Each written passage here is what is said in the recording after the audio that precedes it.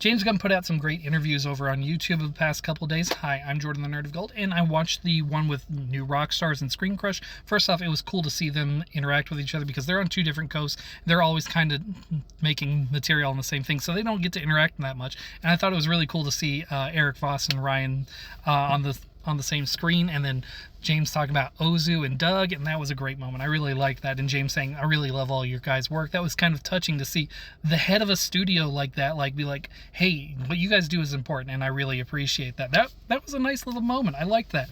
I liked his interview with Jenna Anderson on Go Read Some Comics with Jenna, and yeah, I know there's some other interviews on YouTube that I need to go watch to fill through some information, but I'm also thinking James said that he's not interested in necessarily doing Darkseid as the big bad of the DC universe, and I think that also eliminates basically Mongul, because Mongul is very similar, and I also think that eliminates Despero acting in a similar manner, because Despero is pretty similar in a lot of regards too.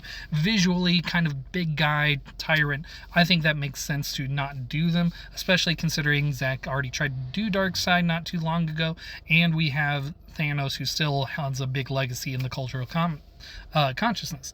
So I'm wondering who is going to end up being the big bad of the DC universe, and I'm wondering, I think Brainiac is going to survive the Man of Tomorrow, and he could end up being the next big bad of the DC universe. But at the same time, considering what he said about Salvation, I don't know that we're going to have an external threat like that. I really hope we get the Legion of Doom, as I have theorized on my channel before. So I guess we'll see how everything turns out, but I think we can definitely eliminate Mongul and Despero as potential replacements for Darkseid, even though they're very similar, because James doesn't necessarily want to walk in the same steps as other people have on that front, which I think is a good thing.